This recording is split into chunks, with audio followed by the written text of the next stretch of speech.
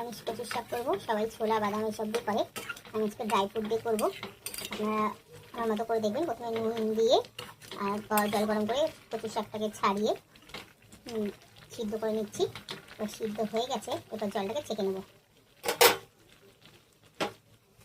এদিকে dry fruit ভিজিয়ে রেখেছি, এদিকে আমন্ড কিছু, আর এদিকে হচ্ছে কাজু আর কিশমিশ।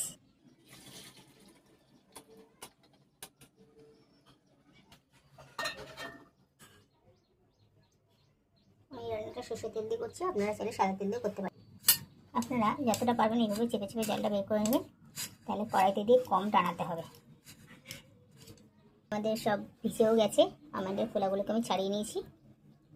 তেল গরম হয়ে গেছে, এবার একটা শুকনো লঙ্কা মাঝখান থেকে ছিঁড়ে দিয়ে দেবো, আর দিয়ে দেবো কিছুটা পাঁচফোড়ন।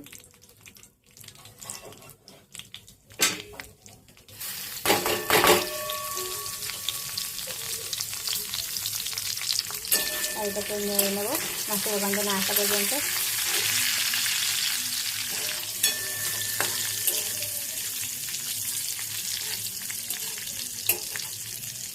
মশলা ভালো করে হয়ে গেছে, ভালো করে ভাজা হয়ে গেছে। এরপরে কচুটা দিয়ে দেবো।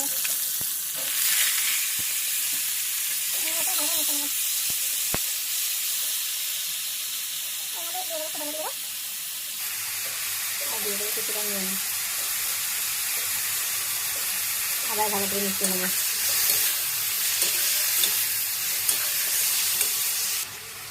এর মধ্যে ভিজে রাখা ড্রাইফ্রুটগুলোকে দিয়ে দেবো। এবার এটাকে মিডিয়াম ফ্লেমে আস্তে আস্তে হতে দেবো, যতক্ষণ এটা পুরো টেনে শুকিয়ে যাবে। এরকম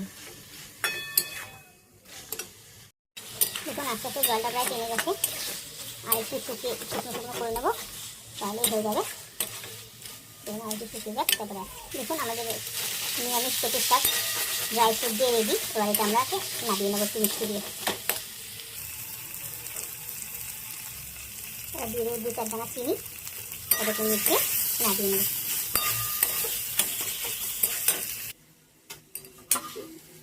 আপনারা এইভাবে বানিয়ে দেখবেন, অসাধারণ টেস্ট এরকমভাবে ড্রাই ফ্রুট দিয়ে বানানো। আমি যখন প্রথমবার বানিয়েছিলাম আমার ভীষণই ভালো লেগেছিল। আপনারা এইভাবে বাড়িতে নিরামিষ দিনে ড্রাই ফ্রুট দিয়ে কচুর শাক বানাতে পারেন। মাছ বা ছোলা এসব দিয়ে মানুষ বানাই, এইভাবে ড্রাই ফ্রুট দিয়ে একবারে বানিয়ে দেখতে পারেন।